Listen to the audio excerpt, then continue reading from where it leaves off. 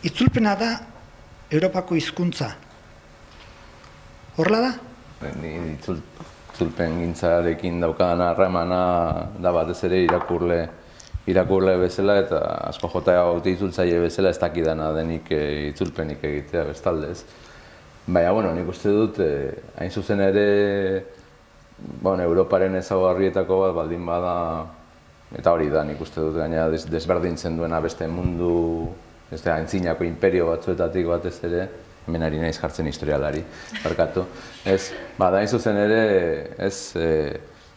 anistasun hori, Erdi Arotik datorren, hor dagoen fragmentazio guztitik datorren anistasun hori, hainbat hizkuntza eman zituenako ondorio bezala, eta mantendu indena, inorez baita nagusitu Europan, salbu eta kapitalismo azkeneko mende bi hauetan, baina ez da inolako estaturik egon nolabait halako unifikazio bat, Erromatar imperioak egin izan zuena bezala, ez latinarekin eta egin ahal izan duena. Orduan, dudarik gabe Europan itzulpengintza beharrezkoa izan da, besteak beste, harreman diplomatikoak aurrera emateko eta ez. Orduan, egia da, nik uste dut itzulpena gaur egun, baina itzulpena oso garrantzitsua izan da eso hain bakarrik. Historia, Paula pixkatu nahi buruz pensatzen, adibide klasikon bat ekartzea eta zanun babera, izan zen, Aristoteles jaio zen Grezian, Kristo horreko laugarren mendean, Grezian. Kristo ondorengo lehen mendean, Abizena, Persian, eta arek ikasi zuen metafisika, eta ez da gizera, pasatu dira, 4 mende, 5 mende, 4 mende hor. Eta gero ertaroan hori Abizena itzuli zuten latinera, eta horren bitarte zabaldu zen baita ere Aristotelen metafisika. Itzulpenik gabe hori ez zen gertatuko. Itzulpenak beti jakintzen transmisioan eta batez ere gure mendebalde honetan izan du garrantzia. Gaur egun gehiago harremanak estuagoak direlako. Mundu osoa gaudelako elkarlotuta, orduan hori.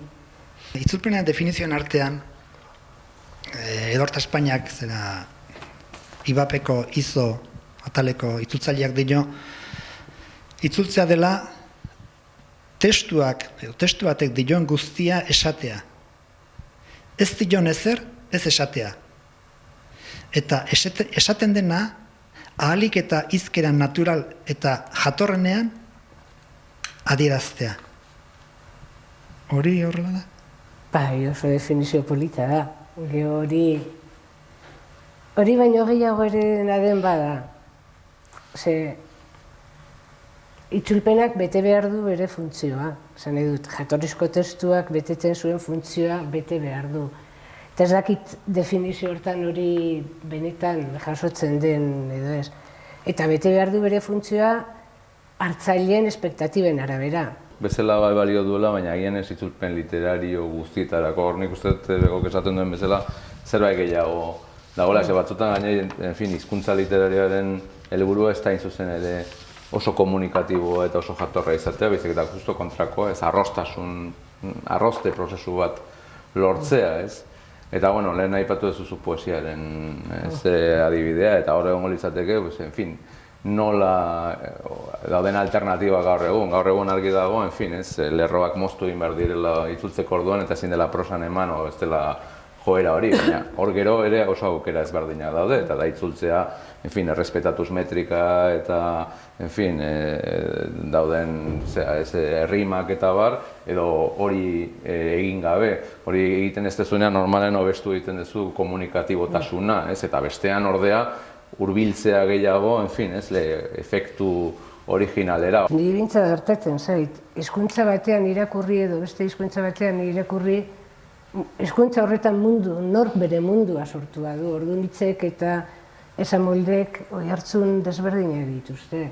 Ni badu lagun bat, Korto Malteseren komikiak portugesez maite dituena bereziki. Ez dia jatorriz portugesez idatziak, talieraz, behakala maite dut. Nietzat bertatu izan zait idazle batzuk, ezagutza hizkuntza batean, itzuliak, eta gero beste batean irakurtzea. Eta hola bai, baino beti duten zera desberdin, baina nik uste dut hori oso personala dela, irakurlea bakoitzak